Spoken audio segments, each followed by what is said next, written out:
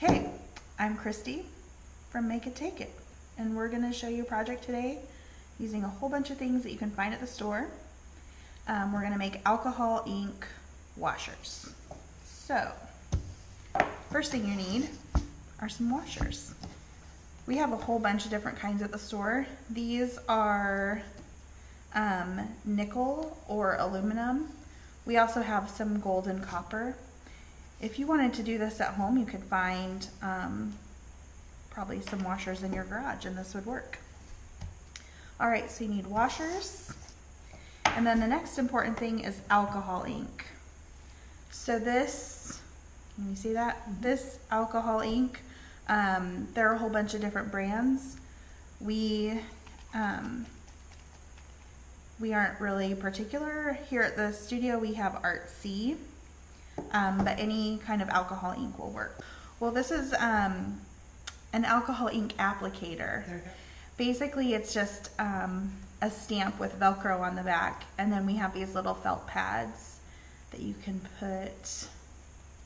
just stick on the Velcro. They don't need to be like super secure or anything. Basically, this is just going to transfer the ink to the metal.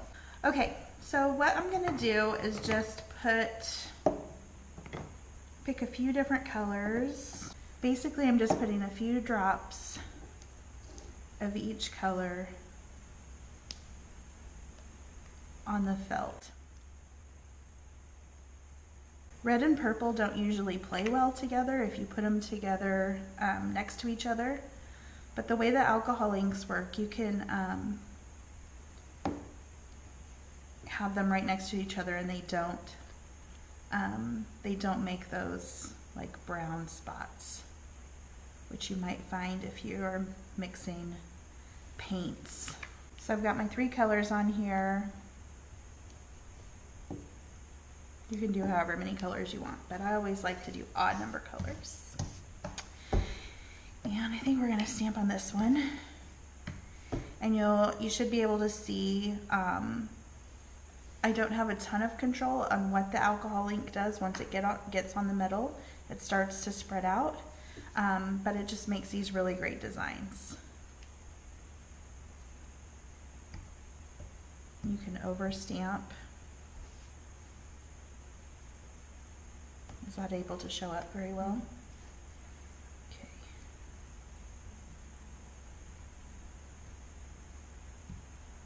So I'm just going to stamp a few of these.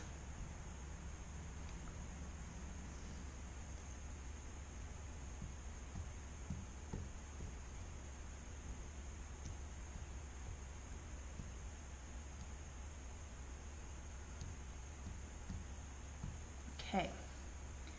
I should mention that when you're working with alcohol inks, you're definitely going to want to have a nice, this is a Teflon sheet, non-stick Teflon craft mat. You'll want to have something like that, or several layers of paper towels or something over metal. And it should be a metal that you don't care if you get ink on it, because it just bleeds through like crazy. So you definitely want to protect your surfaces when you're working with alcohol ink. Okay, so here's the fun part about alcohol ink, is that if you add alcohol, it has this really cool effect. It starts to spread out the ink and it blooms.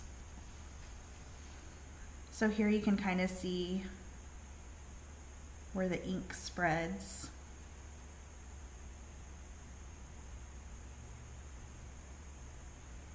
And it just makes it look really, really cool. So there's that part, and then you have to wait for it to dry. Okay, so here we have one that's already dry. You can see, should I lift it up here? Is that about right? Yep. You can see all the really cool colors that come from the alcohol ink. And then what we're gonna do is I've cut some lengths of, this is just hemp cord. You can use embroidery floss, leather cording, basically anything you want that will tie to hold your bracelet together. So I'm going to show you how to make this into a bracelet or a necklace. All right, so I was not a Boy Scout, so I think this was is called a half hitch knot, but I'm not sure. Basically, you fold your twine in half, and then you're putting the looped edge through the center, and then you're pulling the end that has the two ends of your cord through this and pulling it tight. So that's it. Okay, and you're going to do that to the other side as well.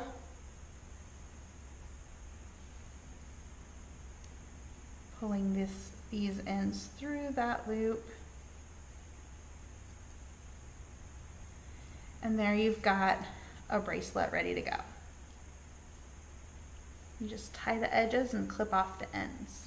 If you want to get fancy and do like some braiding and things with your cord, you can do that as well. Okay, now I'm going to show you how to make this into a necklace. You don't need these cords. You just need a jump ring, a hole punch, a chain, and I'm going to show you how to do that.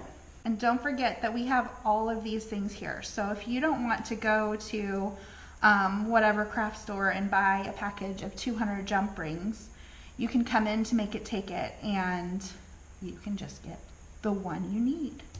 Same thing with the ball chains. Everything we have here, you can get just what you need to do the project.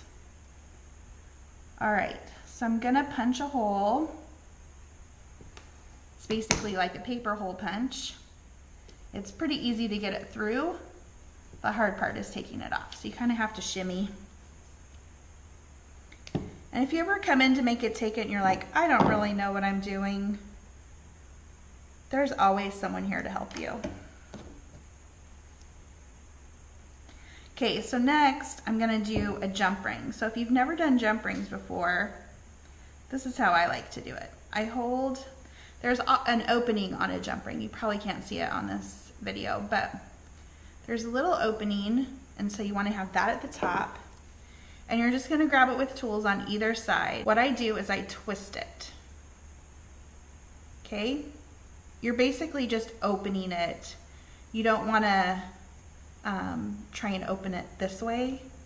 You wanna go forwards or backwards. So I just opened it up.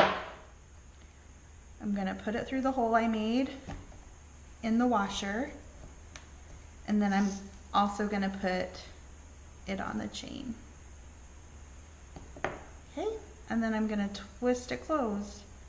I'm just gonna close it back. I'm not actually doing any twisting, I'm just going forward and backward. And then it closes really nice. And now you have a really cool pendant.